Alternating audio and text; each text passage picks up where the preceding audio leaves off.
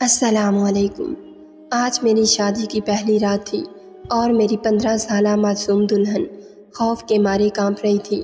جیسے ہی میں اس کے قریب گیا تو وہ بے ہوش ہو گئی۔ اس کے کپڑے خون سے بھرے ہوئے تھے۔ مجھے بہت ڈر لگ رہا تھا کہ یہ کیا ہو گیا میری بیوی کے ساتھ۔ آدھی رات کو میں اسے ڈاکٹر کے پاس لے گیا۔ ڈاکٹر نے مجھے ایسی خبر سنائی جسے سنتے ہی میرے قدموں تلے سے زمین نکل گئی، کیونکہ میری بیوی تو حاملہ۔ اپنے دوست سے یہ باتیں میں سنتا آ رہا تھا کہ کم عمر بیوی کا بہت فائدہ ہوتا ہے۔ ایک تو وہ بے زبان ہوتی ہے، اسے زیادہ سمجھ بوجھ نہیں ہوتی۔ جس رنگ میں اسے رنگ دو اسی رنگ میں رنگ جاتی ہے۔ شوہر کی فرما بردار ہوتی ہے، اس کا ذہن کچا ہوتا ہے اور وہ تھوڑی شوہر سے خوف زدہ بھی رہتی ہے۔ اس کے مقابلے میں بڑی عمر کی بیوی کے بہت نقصانات ہیں۔ وہ زیادہ سمجھدار ہوتی ہے، چھوٹے چھوٹے معاملوں کو بڑا بنا کر پیش کرتی ہے، لڑائی جھگڑا کرتی ہے۔ اپنے دوستوں کی انہی باتوں کو سن کر میں نے فیصلہ کر لیا تھا کہ میں بھی چھوٹی عمر کی لڑکی سے شادی کروں گا۔ اس لیے آج میری شادی تھی اور میری عمر 23 سال تھی اور میری دلہن کی عمر 15 سال تھی۔ سر پر صحرا سجائے بے حد خوشی کے ساتھ میں اپنے کمرے میں داخل ہوا، جہاں پر میری 15 سالہ نئی نویلی دلہن ملائکہ بیٹھی ہوئی تھی۔ ملائکہ بہت خوبصورت تھی۔ اس کے حسن کو دیکھ کر میں بہت حیران ہو گیا تھا اور بہت خوش بھی۔ میں اپنے دل کی دھڑکنوں پر قابو پاتے ہوئے آگے بڑھا اور اس کے سامنے بیٹھ گیا۔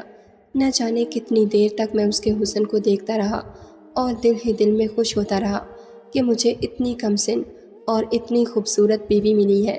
وہ چہرے سے بہت معصوم لگ رہی تھی۔ میں پہلے اسے نہیں ملا تھا، صرف تصویر دیکھی تھی، لیکن وہ تصویر سے بھی زیادہ خوبصورت لگ رہی تھی۔ میں نے محسوس کیا کہ اس کے ہاتھ پاؤں کانپنے لگے ہیں۔ وہ بہت خوف زدہ بھی تھی، شاید اسی طرح سے ڈری سہمی ہوئی۔ دیکھ کر مجھے خوشی ہو رہی تھی۔ اسی طرح کی بیوی مجھے چاہیے تھی، جو شوہر سے ڈرے۔ شوہر کے سامنے شیرنی بن جانے والی بیوی مجھے بالکل بھی پسند نہیں تھی۔ میں اس کے ڈر اور کپکپاہٹ کو خوب انجوائے کرنے لگا۔ مجھے دوستوں نے کہا تھا کہ زیادہ تعریف مت کرنا، سر پر چڑھ جائے گی، اسی لیے میں نے اس کے حسن کی کوئی خاص تعریف نہیں کی۔ سوچا اس ڈری ہوئی لڑکی کو تھوڑا اور ڈرایا جائے۔ میں نے یوں ہی اپنے فون پر 30 سیکنڈ کا ٹائمر سیٹ کیا۔ 30 سیکنڈ کے بعد میرے فون پر رنگ ٹون بجی۔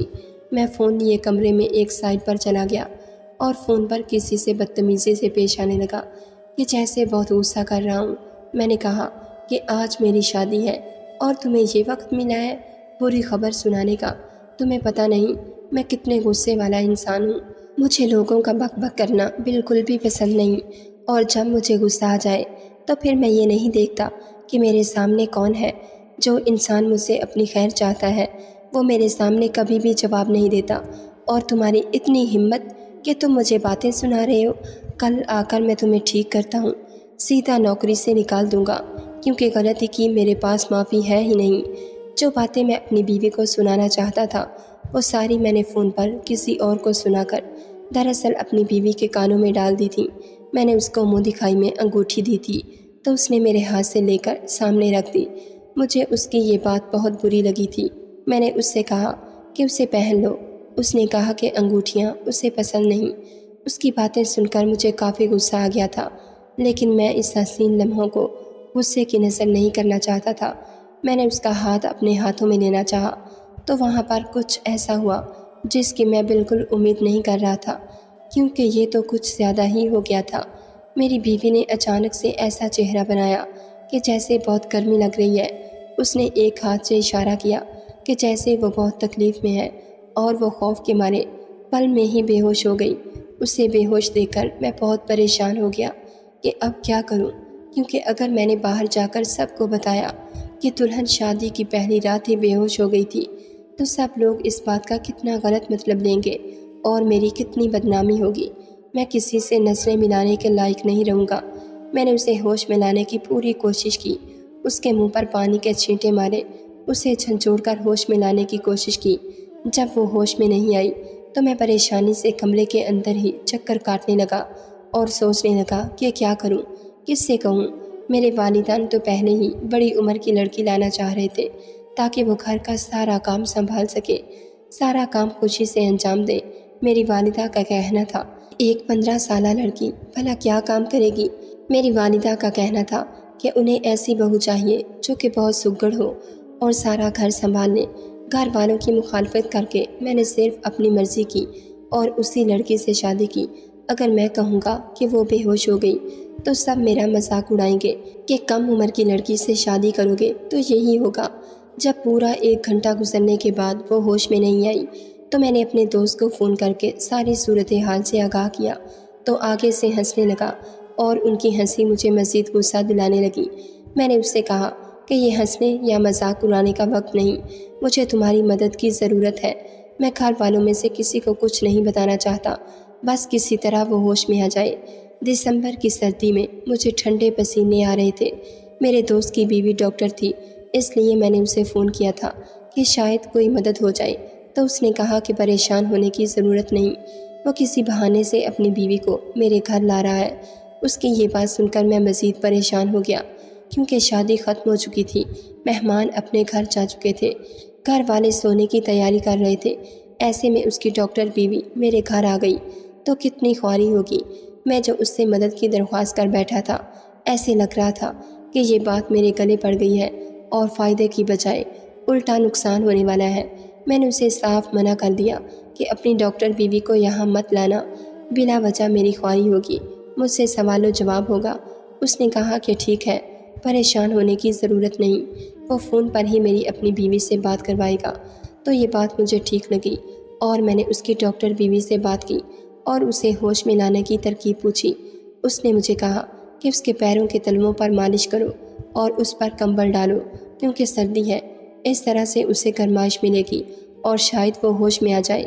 میں یہی سب کر رہا تھا لیکن میں بہت پریشان بھی تھا۔ میں نے یہ سب کر لیا لیکن پھر بھی اسے ہوش نہیں آ رہا تھا۔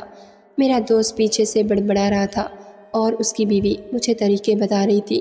میں نے اچانک سے کہہ دیا کہ اسے ہوش آ گیا ہے۔ آپ کا بہت بہت شکریہ، کیونکہ میں اس صورتحال سے بہت تنگ ہو رہا تھا۔ انہوں نے کہا کہ چلو ٹھیک ہے، اب سکون سے سو جاؤ۔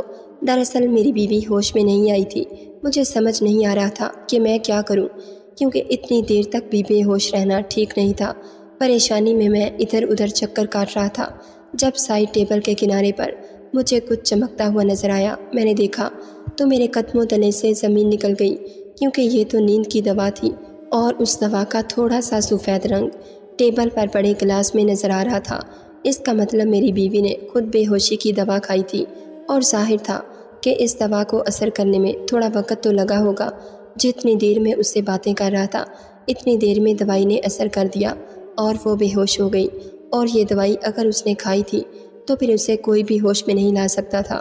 میں اپنی بیوی کو حیران ہو کر دیکھ رہا تھا کہ اسے تو بہت معصوم ہونا چاہیے تھا لیکن یہ معصوم نہیں تھی۔ مجھے ساری رات نیند نہ آئی کہ آخر یہ کیا ماجرا تھا جو میری بیوی نے اپنی سہاگ رات والے دن یہ سب کیا تھا کہ وہ میرے ساتھ وقت نہیں گزارنا چاہتی تھی۔ مجھے تو اس کی بات کی سمجھ نہیں آ رہی تھی۔ صبح 4 بجے کا وقت تھا کہ دروازے پر دستک ہوئی اور میں 15 منٹ پہلے ہی سویا تھا۔ بیٹھے بیٹھے ہی میری آنکھ لگ گئی تھی۔ میں نے باہر جا کر دیکھا تو میری امی تھی۔ اس وقت ان کو کیا کام تھا؟ ہمارے گھر میں تو کوئی اتنی جلدی نہیں جاگتا تھا، اور آج ولیمہ بھی نہیں تھا کیونکہ ہم نے ولیمے میں 1 دن کا وقفہ رکھا تھا تاکہ سب اچھے سے آرام کر سکیں۔ میری امی نے کہا کہ تم ابھی تک کمرے میں ہو، کیا کر رہے ہو؟ چلو یہاں سے۔ میں نے کہا کہ میری شادی ہوئی ہے، میرا کمرہ ہے، میں یہاں پر نہیں رہوں گا۔ تو کہاں رہوں گا؟ امی نے کہا کہ جس دن شادی ہوتی ہے اس سے اگلے دن دلہا اور دلہن زیادہ دیر کمرے میں نہیں رہتے، کمرے سے جانا ہوتا ہے، نہیں تو برا سمجھا جاتا ہے۔ میں نے کہا کہ ٹھیک ہے، چلیں چلتے ہیں۔ انہوں نے کہا کہ نہیں، تم جاؤ، مجھے دلہن سے کوئی کام ہے۔ میں نے کہا کہ آپ کو کیا کام ہو سکتا ہے؟ جو بھی کام ہے وہ بعد میں کر لیجیے گا، وہ سو رہی ہے۔ میں نہیں چاہتا تھا کہ میری ماں کو پتہ چلے کہ میری بیوی بے ہوش ہو چکی تھی کیونکہ انہوں نے یہی سمجھنا تھا کہ وہ میری وجہ سے بے ہوش ہوئی ہے۔ میری ماں نے کہا کہ پاگل، شادی تو نے کر لی ہے لیکن باریک باتوں کو نہیں سمجھتا، اگلے دن دلہن سے ایک بات پوچھنی ہوتی ہے۔ میں وہی پوچھنے جا رہی ہوں۔ اپنی پسند سے لڑکی لائی ہو، خاندان کی لڑکی ہوتی تو یہ سب کرنے کی ضرورت نہ ہوتی۔ خاندان کی لڑکیوں کا پتہ ہوتا ہے کہ وہ کس طرح پلی بڑھی ہیں کیونکہ وہ آپ کی آنکھوں کے سامنے ہوتی ہیں، لیکن خاندان سے باہر سے لڑکی لائیں، پتہ تو کرنا پڑے گا، ٹھیک ہے بھی یا نہیں۔ اتنا تو میں بچہ نہیں تھا، مجھے میری ماں کی بات سمجھ آ گئی تھی، لیکن جب وہ پہلے ہی بے ہوش ہو گئی تھی تو بھلا اس بات کا کیا تک بنتا تھا۔ میں نے اپنی ماں کو بہت بہانے لگائے کہ میرے ساتھ چلیں، میں نے کپڑے بدلنے ہیں، مجھے پتہ نہیں میرے کپڑے کہاں پڑے ہیں، مجھے بہت بھوک لگ رہی ہے، مجھے ناشتہ بنا دیں۔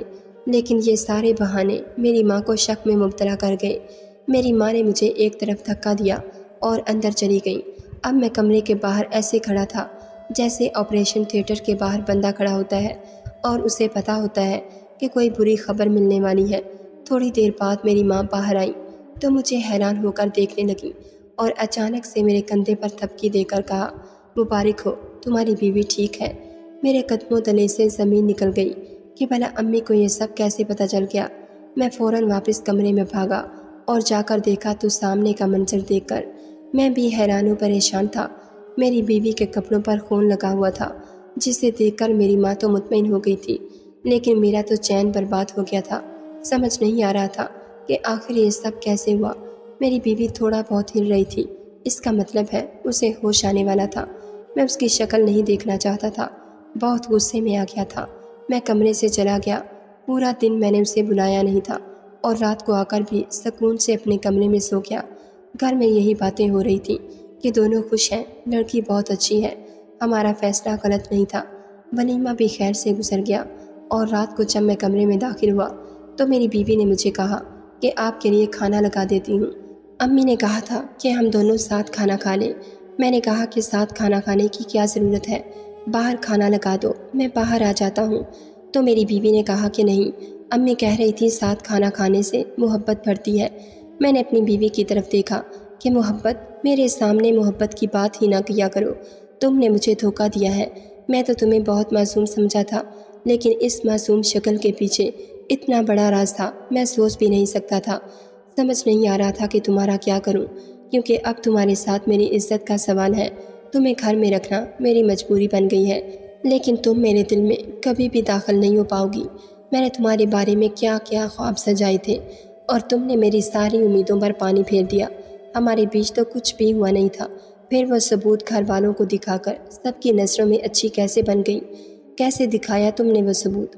سب کو کیا ماجرا تھا اس کے پیچھے؟ اور شادی کی پہلی رات کیوں بے ہوش ہو گئی تھی؟ کیا میری شکل نہیں دیکھنا چاہتی تھی؟ اس قدر نفرت کرتی ہو تم مجھ سے کہ شادی کی پہلی رات تم نے بے ہوشی کی دوا کھا لی تاکہ میں تمہارے قریب نہ آ سکوں۔ بولو، کس سے وفا نبھا رہی ہو تم جو ابھی تک تمہارے دل سے نہیں نکلا؟ میری بیوی پھوٹ پھوٹ کر رونے لگی اور کہنے لگی، ایسی کوئی بات نہیں، میری بات ایک دفعہ سن لے۔ میں نے کہا، ہاں بولو، کیا بات ہے؟ تو وہ آگے سے خاموش ہو گئی، کہنے لگی کہ میں آپ کو نہیں بتا سکتی، مجھے بہت شرم آ رہی ہے۔ تمہیں شرم کی پڑی ہے تو شرماتی رہو اور میں کچھ اور سمجھ لوں گا۔ عجیب لڑکی تھی، بار بار کہتی تھی کہ میری بات سنیں، لیکن پھر بولتی بھی نہیں تھی۔ میں تو اسے تنگ آ گیا تھا۔ شادیوں میں کچھ اور رشتہ دار بھی ایسے آئے تھے جو شادی ہونے کے بعد بھی گھر میں ہی رک جاتے ہیں۔ ایسے ہی 2 رشتہ دار ہیں، میرے گھر میں ہی رکے ہوئے تھے، ایک میری پھپھو اور ایک میری چاچی۔ روز میری بیوی کو دیکھتی، میری بیوی کے کپڑوں پر خون لگا ہوتا، آپس میں ہنس ہنس کر باتیں کرتی اور کہتی، تمہارا بیٹا تو لگتا ہے بہت خوش ہے تمہاری بہو کے ساتھ۔ میری ماں بھی بڑے فخر سے سر اٹھا کر کہتی، ہاں ایسا ہی ہے، سارے لوگ مجھے خوش قسمت سمجھتے تھے۔ ایسی باتیں ویسے تو ایک کھلا راز ہوتی ہیں، کوئی کسی کے سامنے منہ پر تو نہیں کرتا، لیکن سب کو پتہ ہوتا ہے۔ سب لوگ مجھے خوش قسمت سمجھ رہے تھے، لیکن اصل حقیقت تو میں ہی جانتا تھا۔ بیوی کو ابھی تک ہاتھ نہیں لگایا تھا۔ میری بیوی روز رات کو بچوں کی طرح روتی، جب میں اس سے کچھ پوچھتا تو مجھے بتاتی نہیں۔ بالآخر مجھے اس پر غصہ آ جاتا اور میں اسے مزید ڈانٹنے لگتا، اس بات پر مزید رونے لگتی اور سو جاتی۔ اب مجھے احساس ہو رہا تھا کہ مجھ سے غلطی ہو گئی تھی، مجھے سمجھدار لڑکی سے شادی کرنی چاہیے تھی۔ کم سے کم آج میری زندگی ایسی تو نہ ہوتی۔ اگر کوئی مسئلہ ہوتا، کوئی پریشانی ہوتی تو کم سے کم مجھے کھل کر بتا تو دیتی۔ اب تو میں یہاں تک سوچنے پر مجبور ہو گیا تھا کہ امی کو سب کچھ بتا دوں تاکہ وہی اس سے پوچھیں کہ اس کا اصل مسئلہ کیا ہے۔ لیکن اس طرح بھی میری ماں نے مجھے تانے دینے تھے کہ تم ہی اسے اٹھا کر لائے، اور میری ماں سب کے سامنے جو سر اٹھا کر چل رہی تھی اس کا وہ سر جھک جاتا۔ ایک دن سوچا کہ جو ہوتا ہے ہوتا رہے، روتی ہے تو روتی رہے، میں اپنا کام کر دیتا ہوں۔ لیکن جس طرح کا اس نے منہ بنایا ہوتا تھا اور ایسے روتی تھی جیسے اس پر دنیا بھر کا ظلم ہو رہا ہے۔ میرا دل نہیں کرتا تھا کہ اس کے پاس بھی جاؤں۔ میں نے یہ معاملہ کسی اور کا معاملہ کہہ کر ایک ایسے شخص سے کیا، وہ نہ تو میرا رشتہ دار تھا اور نہ ہی میرا دوست تھا کہ وہ مجھے جج کرے۔ اس نے کہا کہ کچھ عورتیں بہت معصوم ہوتی ہیں، انہیں پتہ بھی نہیں ہوتا کسی بات کا۔ تم جس کی بھی بات کر رہے ہو اسے کہو کہ اپنی بیوی سے پیار اور محبت سے بات کرے۔ پیار اور محبت سے بات کرنے کا تو مجھے کوئی فائدہ نہ ہو رہا تھا، لیکن پھر بھی مجھے اس سے بات تو کرنی تھی۔ ایک دن میں نے اسے اپنے پاس بٹھایا اور پوچھا کہ تم نے شادی کی رات کو خود کو بے ہوش کیوں کر لیا تھا؟ تو اس نے مجھے نہایت عجیب بات بتائی۔ اس نے کہا کہ میں نہیں چاہتی کہ آپ میرے پاس آئیں، نہیں تو آپ کو مجھ سے نفرت ہو جاتی۔ میں نے کہا کہ مجھے تمہارے پاس آنے سے تم سے نفرت کیسے ہو سکتی ہے؟ تم میری بیوی ہو، ہم لوگ جتنا قریب آئیں گے اتنا ہی ہمیں ایک دوسرے سے محبت ہوگی، نفرت کیسے ہو سکتی ہے؟ تب اس نے مجھے کہا کہ میرا ایک بہت بڑا راز ہے، میرے گھر والوں کو آپ کے گھر والوں کے ساتھ ایسا دھوکہ نہیں کرنا چاہیے تھا، انہیں آپ کو یہ بات بہت پہلے بتا دینی چاہیے تھی، لیکن انہوں نے ایسا کچھ نہیں کیا۔ اگر آپ سمجھ رہی ہیں کہ میری زندگی میں کوئی اور شخص ہے تو ایسا بالکل بھی نہیں۔ میں خود ہی اپنے لیے کافی ہوں، خود ہی اپنے لیے مصیبت بناتی ہوں، میں خود ہی ایک چلتی پھرتی مصیبت ہوں۔ جب میری بیوی نے کہا کہ اس کی زندگی میں اور کوئی مرد نہیں تو مجھے اس قدر تسلی مل گئی۔ میں نے کہا کہ تم سچ کہہ رہی ہو؟ اس نے کہا کہ ہاں ایسا ہی ہے، بلکہ مجھے تو شادی نہیں کرنی چاہیے تھی، لیکن اب اس کی باتیں مزید الجھا رہی تھیں۔ میں نے کہا کہ دیکھو، تمہارے ساتھ جو بھی مسئلہ ہے صاف صاف ایک ہی سانس میں مجھے سب کچھ بتا دو۔ میں تمہارا شوہر ہوں، میں وعدہ کرتا ہوں کہ میں تمہارا ساتھ دینے کی پوری کوشش کروں گا، میں ہر طرح سے تمہاری مدد کرنے کی کوشش کروں گا، بس مجھے مزید پریشان نہ کرو۔ میں بہت پریشان ہوں، تم مجھے بہت اچھی لگتی ہو، میں تمہارے ساتھ زندگی گزارنا چاہتا ہوں، تم بہت خوبصورت ہو، تم بالکل ویسی ہی ہو جیسا میں نے سوچا تھا، جیسے میری ہمسفر کو ہونا چاہیے۔ میری ان باتوں نے اس کو بھی مطمئن کر دیا، اور پھر اس نے مجھے ایک ایسی بات بتائی کہ میرے قدموں تلے سے زمین نکل گئی۔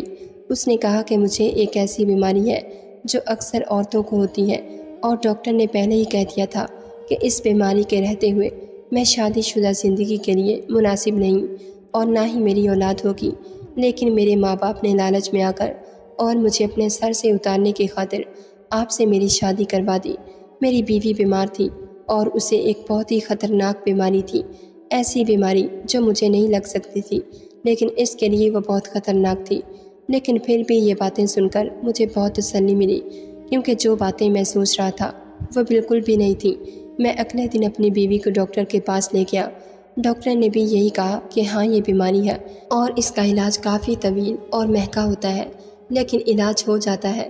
ڈاکٹر نے یہ بھی کہا کہ اس بیماری کے رہتے اکثر عورتیں ماں نہیں بن سکتی، لیکن ایسی بات نہیں کہ بالکل ماں نہیں بن سکتی، کچھ عورتیں اس بیماری کے ساتھ بھی ماں بن جاتی ہیں۔ یہ ہمارے معاشرے کی ایک کمی ہے کہ یہاں پر ایسی بیماریوں کے بارے میں نہ تو بات کی جاتی ہے، نہ ہی علاج کے بارے میں کسی کو پتہ ہے، بس عورت کو برا کہتے ہیں۔ اس میں کوئی خرابی ہے تبھی اس کے ساتھ یہ ہو رہا ہے، تبھی تو آپ کی بیوی اتنا ڈری ہوئی تھی۔ ڈاکٹر نے مجھے یہ بھی کہا کہ جب تک عورت کسی ایسی بیماری میں ہوتی ہے تو وہ نفسیاتی طور پر بھی بہت ڈسٹرب ہوتی ہے۔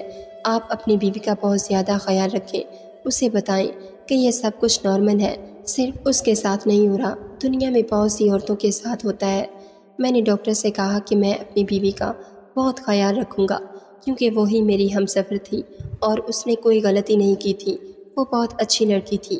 میں نے اپنی بیوی کو بھی تسلی دی اور کہا کہ وہ یہ بات کسی اور کو نہ بتائے، ہم کسی نہ کسی بہانے سے ڈاکٹر کے پاس جایا کریں گے، اور تم دوائی ٹائم پر کھانا، جتنا بھی خرچہ آئے گا میں کروں گا، کیونکہ میرے لیے تم اہم ہو، بس تم یہ بات کسی کو بھی نہ بتانا۔ میری بیوی بہت خوش ہوئی اور پہلی دفعہ گلے لگ کر رو پڑی۔ مجھے احساس ہوا کہ وہ میری ذمہ داری ہے اور میں نے اس کا بہت خیال رکھنا ہے۔ میں نے اپنی بیوی کا علاج شروع کروایا اور ساتھ اس کا بہت خیال رکھا۔ اس کی بیماری میں کمی آنے لگی اور اس بیماری کے رہتے ہمیں یہ پتہ چلا کہ وہ امید سے ہے۔ اس کے لیے 9 ماہ بہت مشکل تھے، ہم لوگوں نے بہت سی چیزوں پر ایک دوسرے کا ساتھ دیا، مجھے اس کا ضرورت سے زیادہ خیال رکھنا پڑا، لیکن میں نے یہ سب کچھ کیا، اور پھر اللہ نے ہمیں ایک پیاری سی بیٹی سے بھی نوازا۔ میری بیوی کی بیماری ختم ہو گئی۔ آخر میں یہی کہوں گا کہ ہر بار غلطی عورت کی نہیں ہوتی، کبھی کبھی عورت غلطی میں نہیں، ایک مسئلے میں پھنسی ہوتی ہے اور اسے مدد کی ضرورت ہوتی ہے، اور ایک عورت کا محافظ مرد اسی لیے بنایا گیا ہے کہ مرد اس کا ہر معاملے میں خیال رکھے اور اس کی مدد کرے۔ ویڈیو اگر پسند آئے تو لائک اور شیئر ضرور کیجیے، اور ہمارے چینل کو ضرور سبسکرائب کیجیے گا تاکہ ہر آنے والی ویڈیو کا نوٹیفیکیشن آپ کو بر وقت مل سکے۔